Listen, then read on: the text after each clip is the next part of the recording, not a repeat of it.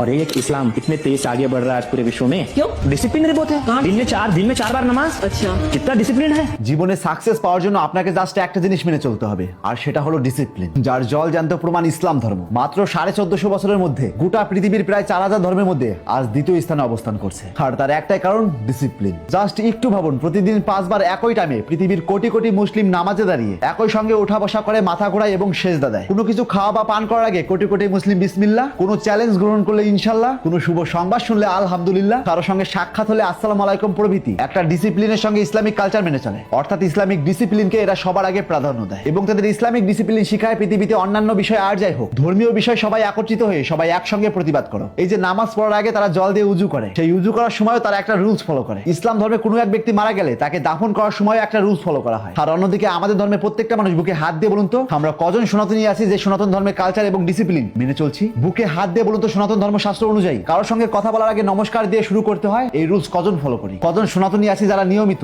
দিনে অন্তত মন্দিরে একবার গিয়ে ভগবানকে প্রার্থনা করি? কজন আছি একাদশী বা জন্মাষ্টমীর সময় তা পালন করছি? বিশ্বাস করুন 5% সনাতনী ফলো করে কিনা সন্দেহ। যখন আমরা ঈশ্বরের সামনে হাত জোর করে প্রার্থনা করি, সনাতন ধর্মশাস্ত্র অনুযায়ী তারও একটা ডিসিপ্লিন রয়েছে। কজন ফলো করছি সেই ডিসিপ্লিন? একজন ধর্মগুরু বলছে অমুক দেবতা শ্রেষ্ঠ, আর একজন ধর্মগুরু বলছে অমুক দেবতা শ্রেষ্ঠ, কিন্তু আমাদের কনফিউশন থেকেই যায় কোন দেবতা শ্রেষ্ঠ। সত্যিকার অর্থে আসল ঈশ্বরকে এবং কোন দেবতা কিভাবে আসলো তা আমাদের ছোটবেলা থেকে শেখানোই হয় না। আপনার হাতে থাকা মোবাইল দিয়ে এখনই গুগলে সার্চ করুন, খুব কম সময় কোন ধর্ম সবচেয়ে বেশি বিস্তার করেছে, আর তার একটাই উত্তর আসবে ইসলাম ধর্ম। আর তার একটাই কারণ, পৃথিবীতে যতগুলো ধর্ম রয়েছে তার মধ্যে ইসলাম ধর্মই তাদের ধর্মীয় কালচার ডিসিপ্লিনের সঙ্গে মেনে চলে। তাই একটা ধর্মের বিস্তার বা রক্ষা করার জন্য মারামারি, দাঙ্গা, ভেদাভেদ এই সমস্ত কিছু না করে ধর্মশাস্ত্রের ডিসিপ্লিন গুলো মেনে চলুন, ধর্ম এমনিতেই বিস্তার এবং রক্ষা হয়ে যাবে। মনের মধ্যে এমন এক মনোভাব তৈরি করুন, দিনে অন্তত একবার ভগবানের প্রার্থনা করব, এবং প্রত্যেকটা বাড়িতে দিনে অন্তত এতটুকু হলো সবাই মিলে ধর্ম চর্চা করব। বাড়ির প্রত্যেকটা সদস্যকে ছোট থেকে সনাতন ধর্মের কালচার এবং আদব কায়দা শেখাবো। কোনো ব্যক্তি ধর্মীয় ক্ষেত্রে বা শ্মশানে মদ্যপান করলে সবাই একত্রিত হয়ে তার বিরুদ্ধে প্রতিবাদ করব। বিশ্বাস করুন, এই রুলস গুলো যদি সমস্ত সনাতনী ফলো করে, কয়েক বছরের মধ্যে সনাতন ধর্ম পুরো একটা নতুন রূপ নেবে। পৃথিবীতে যত বড় বড় মোটিভেশনাল স্পিকার রয়েছে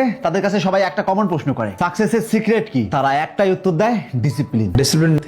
আমি জানি এই কথাগুলো কিছু সংখ্যক অন্ধভক্তরা কোনোদিনই বুঝবে না, কিংবা তাদের মাথায় কোনোদিন ঢুকবেও না, কারণ তাদের মাথায় মুসলিম ধর্ম সনাতন ধর্মকে ধ্বংস করছে এই মিথ্যে পোকা ঢুকিয়ে দিয়েছে কিছু ধর্ম ব্যবসায়ী মানুষ। তাই ধর্ম রক্ষা করার জন্য কোনো দাঙ্গা মারামারি নয়, বরং রুলস ফলো করুন এবং ডিসিপ্লিনের সঙ্গে ধর্মশাস্ত্র চর্চা করুন। ধর্ম এমনিতেই রক্ষা হয়ে যাবে। আজ আমাদের দেশে মুসলিম ভাই বোনদের ধর্ম চর্চা করার জন্য তাদের জন্য মাদ্রাসা তৈরি করা হয়েছে, ঠিক তেমনই আমাদের সনাতনীদের ধর্ম চর্চা করার জন্য দেশে গুরুকুল তৈরি করা হোক, তবে আমাদের সমগ্র সনাতনী আসল ধর্মটাকে চিনবে এবং জানবে। তাই আজ থেকে চোখ খুলুন, আর এরকম ইন্টারেস্টিং ভিডিও প্রতিনিয়ত পাওয়ার জন্য তাপস এক্সপ্লোরার পেজটিতে ফলো দিয়ে রাখুন।